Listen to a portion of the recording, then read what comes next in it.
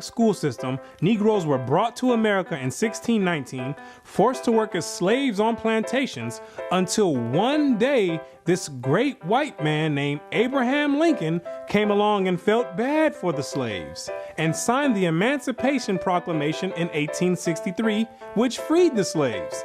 But there were still some bad whiteys in the southern states that passed Jim Crow laws for segregation.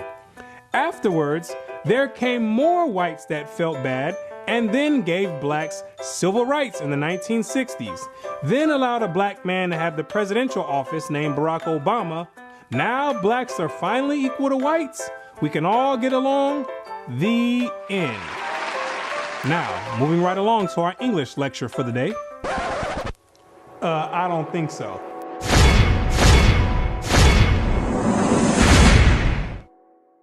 Black history. What do you know about black history? Let me ask you a question. Prior to the transatlantic slave trade in the 1600s, what was your nationality? What did you call yourself? Some may say African. Well, Africa is a continent, and in that continent, there's over 47 different countries in there. Which one do you come from? What language did you speak prior to the 1600s? Was it English? There's over 1,500 dialects being spoken in the land of Africa. Pick one. What clothing did you wear? Was it high heels and stilettos? Skinny jeans and Vans? What food did you eat? Hamburgers and hot dogs? French fries and SpaghettiOs? What religion did you partake in? Who was your God? Was it Christianity and Cesare Borgia? Most of you have no idea about the answer to these questions. You have no recollection of any history prior to the transatlantic slave trade. Now, is that a coincidence or by random chance? I don't think so. Have you ever asked yourself, why is it that in the public school system that every time the subject of black history is taught, it always begins in the 1600s and with slavery? Why is that? Doesn't that raise some antennas and spark inquiry? Why is it that the public school system is so committed to revolving black history solely on the past 400 years? Why is that? Is it because there's a deficiency in historical data? Or maybe because there's no history at all prior to the 1600s. Maybe black people just poofed out of thin air, sporadically, landed on slave ships, and they said, hey, we got a new species here, and start importing and exporting them all over the world. Maybe that's what happened. The question arises, what is the drawback on this history? Why does it keep being withheld? What's the big idea about it? Why is it being held hostage? That's the question. Why can't it be expounded on? 100 years prior to the 1600s? 300 years, 500 years, 1,000 years? Why is that information not being revealed? What's the big secret? What's the mysticism about it? What you're gonna come to realize is that your identity is the biggest kept secret on the planet Earth. Oh, you thought that NASA and the space station and the secret missions being conducted by them, oh, you thought that was the biggest kept secret on Earth. No, this is bigger than that. You thought that the government and the CIA and the FBI hiding information about UFOs and Planet X and Nubaru and aliens, you thought that was the biggest information and biggest kept secret. No, this is bigger than that. The elite Confederate has spent billions of dollars and constructed an innumerable amount of psychological stratagem to ensure that you never received and acquired this information that's about to be put out. You're about to receive pertinent information from some of the most reputable biblical scholars, historians, and archaeologists. And they all know something that you don't know. And that's your identity. Ham, the youngest son of Noah, born probably about 96 years before the flood, and one of 8 persons to live through the flood. He became the progenitor of the dark races, not the Negroes, but the Egyptians, Ethiopians, Libyans, and Canaanites. Wait, the churches and the pastors, which are set up by the government, all teach in unison a doctrine that all black people come from the seed of Ham. But once you open up scholastic sources, you'll find out that the biblical scholars say something totally different from what's taught in Orthodox Christianity. What do they mean by Ham is the father of the dark races but not the Negroes? The Negroes themselves are a dark race of people, so how can you say that Ham is the father of all these dark races and exclude the Negroes? What are the biblical scholars trying to convey? What the biblical scholars are saying is that you're not African. There's only 4 families according to the Bible that make up the native population of Africa, or the land of Ham. And the biblical scholars know that you don't descend from any one of those 4 families. In order to write that in a scholastic and academic book, the biblical scholars have done extensive and thorough research on both the so-called Negroes and the Africans, the native Africans. And they came to the conclusion after the extensive research that the Negroes don't have anything to do with the native Africans at all. They're 2 totally separate people. In the 1840s, Morton collaborated with George R. Glyden, an Egyptologist, who provided him with mummy heads and information about the racial significance of Egyptian tomb inscriptions. In Crania Aegyptiaca, published in 1844, Morton pointed out that both cranial and archaeological evidence showed that the Egyptians were not Negroes. In 1840, Dr. Morton was trying to find out the racial origin of the so-called Negroes that were in America in slavery. So he got together with the Egyptologists, which supplied him with the mummy heads, and what he did was conduct an extensive research on the cranial remains of the heads in Egypt, in contrast to the cranial remains of the heads in America. And what he found out is that the Negroes that were in slavery were not Africans. He found out that the skulls were 2 totally different types of skulls. The Negro's head was longer than the Egyptian head. The physical characteristics from the outside look similar, with the thick lips and the broad nose. But once you start delving into the real characteristics, he found out that there were 2 totally different people, as abolitionists and colonizationists had maintained, and that in fact, blacks had been relegated to the same servile position in ancient Egypt as in modern America. But what Dr. Morton did discover is that the Negroes that were serving slavery in America served the same position and servitude in ancient Egypt when they matched other skulls and other cranial remains in Egypt. They said these are exact matches. So what are the scholars saying? What you're gonna find out is that they're saying that you are the biblical Israelites. Yes, you're the same exact people that served slavery in the land of Egypt. You're the same exact people that God sent Moses to go redeem under the hand of Pharaoh. You're the same exact people. And when you read the Bible, you'll find out that slavery is a central theme in the Bible. It's a reoccurring theme with the Israelites. The Israelites cannot run away and get away from serving slavery. It continues to happen over and over, all the way up until today. You came out of Egypt as slaves.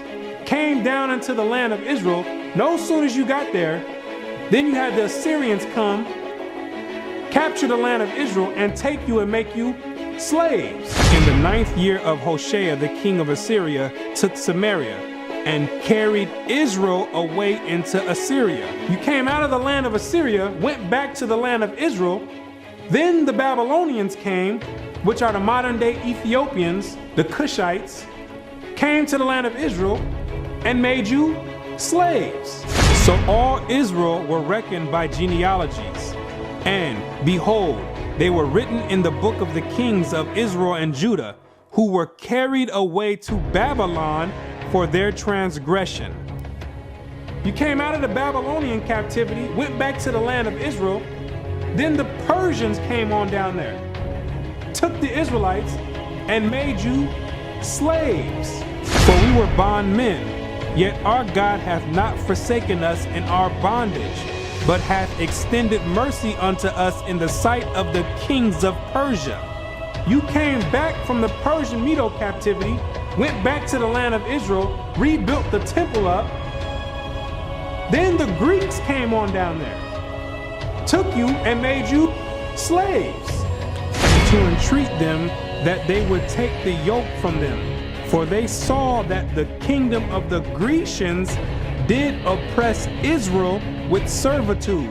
After you came from the Greek captivity, you went back into the land of Israel, rebuilt the temple because the Greeks were sacrificing swine and pig on the altars. No sooner as you came back to the land of Israel, then the Romans came and had you during the time of Christ as slaves. It was so much slavery going on with the Israelites that Jeremiah himself had to ask, is Israel just put on earth just to be slaves? Is that your whole purpose? Just to be servitude to other nations? Is Israel a servant? Is he a homeborn slave? Why is he spoiled? So you might be asking yourself, if the so-called Negro is part of the 12 tribes of Israel, how in the world did you get to the west coast of Africa? And when ye shall see Jerusalem compassed with armies, then know that the desolation thereof is nigh. This is Christ right here speaking to the Israelites. He says, when you see Jerusalem compassed or surrounded by the Roman armies, then know that the desolation or the destruction of the land of Israel is getting ready to happen. The Romans getting ready to come in here and tear some stuff up. Then let them which are in Judea flee to the mountains, and let them which are in the midst of it depart out. And Christ says, when you see the Romans coming in, you better get ready to flee into the mountains. And what you're going to realize is that the mountains that he was talking about was the land of Africa. It was the same exact place that Mary and Joseph took Jesus when they were fleeing from Herod when he was trying to come find Jesus to kill him. They went right into Africa. And the Israelites went into Africa as well, fleeing from the Romans. In the year 65 BC, the Roman armies under General Pompey captured Jerusalem. In 70 AD, General Vespasian and his son Titus put an end to the Jewish state with great slaughter. During the period from Pompey to Julius, it has been estimated that over 1 million Jews fled into Africa, fleeing from Roman persecution and slavery. The slave markets were full of black Jewish slaves. Over 1 million of you Israelites fled from the land of Israel into the land of Africa, running away from the Romans because the Romans was coming to put slaughter to the Israelites. The ones that didn't take heed to the prophecy of Christ when he said you better leave and go to the mountains, go to Africa, when they got caught by the Romans, they were taken back to Europe and sold in slavery and put in servitude and became gladiators, put in the lions' dens. The pagans and the Romans attacked the Jews indiscriminately. Both the Jewish soldiers and the uninvolved peaceful population without mercy. As a result of this merciless attack, Many Jews fled to those parts of northwest Africa known as Tunisia, Algeria, Morocco, and Mauritania. Many other Jews fled to other areas where Rome did not have any jurisdiction. This was to the region of the south, the Sahara Desert, and the Sudan. Grazel says, such is the explanation of how the Sahara Desert first acquired Jewish tribes, toughened by a fighting tradition and possessed of physical characteristics, black, which it is said still makes them approximate very closely the original Jewish population of Palestine. And after migrating from Israel and dwelling on the northwestern parts of Africa, after you were fighting vigorously with the Romans, you had no choice but to start migrating to the southern regions of Africa, where the Romans didn't have any jurisdiction. Because the Romans were relentless and they were adamant about putting all Israelites to death. So in order to get any type of peace, the Israelites had to start migrating to the sub-Sahara parts of Africa. The scholars know this for a fact. The biblical scholars know this for a fact. They know all the history of the Israelites and their migration patterns. Whatever may be thought of the more or less mythological traditions connected with the earliest Jews in North Africa, it is now practically an established fact that a Jewish nation, Jewish at least in faith, and perhaps too in origin, long held sway south of the Sahara. In later centuries, Jews are believed to have settled in Western Africa during the height of the Songhai, Mali, Ghana, and Kanem-Bornu empires. According to accounts from explorers of the region, several powerful Jewish families of the Songhai Empire were of Jewish origin. Some accounts place West African Jewish communities in the Andu Forest of Dahomey, south of Timbuktu. In the 1930s, these groups still maintained a Torah scroll written in Aramaic that had been burned into parchment with a hot iron instead of ink so it could not be changed. In the 1930s, the historians went over there and still found Israelites over there that didn't get captured in the slave trade, still practicing the Hebraic faith, still knowing who they were. With a Torah, which is the first 5 books of Moses, written in Aramaic. That's the ancient language. And it's a shame that they have to burn it in hot iron so the European colonialists don't come over there tampering with it and taking the evidence and trying to hide the history. It's a shame that they have to do that. It is a total shame that they have to do that. The black Jews had an advantage over the African tribes. They carried their culture, history, laws, and written records with them. The Jews made use of every opportunity. They were an industrious and skillful people. In the Jewish Ghanaian states were found kings, princes, governors, generals, secretaries, treasurers, revenue agents, judges, architects, engineers, doctors, historians, language interpreters, mathematicians, jewelers, sculptors, masons, carpenters, painters of art, goldsmiths, leather workers, potters, armorers, saddlers, blacksmith, agriculturalists, etc. Who told you that you was a bunch of Negroes running around on the west coast of Africa, butt naked, swinging from vines? Who told you that lie? You were and still are a prestigious people, a skillful people. The decline of Jewish communities of the West African Maghreb most likely began with the influx of Arab invaders into North Africa starting in 640 CE and later into West Africa in the 1300s and 14 CE. So after you had established communities and empires on the west coast of Africa, after the 7th century, that's when Muhammad and his band of thugs came down there to the West Coast with the Quran in one hand and a sword in another one. And they were forcibly converting the Israelites into that nonsense Islam. Yeah, I said it, nonsense Islam, because that's not what we were dealing with. That's the Arabs' religion. That's not what we were dealing with.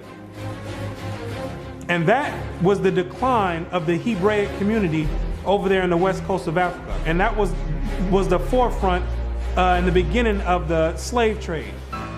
Yea, and what have ye to do with me, O Tyre and Zidon, and all the coast of Palestine? Tyre, Zidon, and the coast of Palestine, those are all ancient Africans that God is referring to. Will ye render me a recompense? And if ye recompense me, swiftly and speedily will I return your recompense upon your own head. Because ye have taken my silver and my gold, and carried into your temples my goodly pleasant things. The children also of Judah and the children of Jerusalem have ye sold unto the Grecians. The Africans got together with the so-called Grecians or the Europeans, and they commenced in selling the Israelites that were dwelling on the west coast of Africa in slavery. There's your slave trade right there in the Bible. Both buyers, Europeans, and sellers, Africans, saw the people traded into captivity on the African coast as outsiders. Now, why did those Africans see you as outsiders? Because you were some people that migrated and encroached on their land. They knew you were not the same exact people. The customs that you had, the way you moved, they knew you were not the same people, so they had no problem commencing in a slave trade with the Europeans. Do you be crazy to believe that Africans were selling their own people? That makes no sense at all.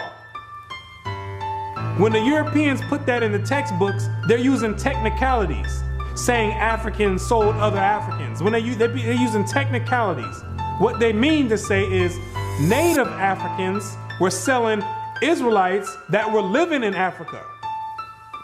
It'd be no different if somebody wrote history of 500 years from now and say there was a slave trade that happened here in America. Say black people got together and start selling white people to the Chinese. If somebody with the same mindset that the Europeans have wrote history 500 years from now, they would say Americans were selling other Americans to the Chinese. When it's two totally different nation of people living in America. You can't just say Americans sold other Americans. Two totally different people. It's the same exact scenario on the west coast of Africa. There are both oral and written explanations that trace the origin of the Igbo. And the most tantalizing is an association of the Igbo to the Hebrew race. This assumption is based on the fact that Igbo culture has many similar traditional customs like that of the Jews. Similar customs are observed in marriage negotiations, childbirth and circumcision, restitution, attitude to totem animals and taboos, as well as hospitality to others, especially to strangers, etc. The Igbo are therefore said to be the split and lost group or tribe of Israel that refused to wander further northeast with Moses, but preferred going down southward. The Igbo people have many Jewish traditions. Naomi Katz, the current Israeli ambassador in Nigeria, and others point to their possible ancient Israelite origins. See the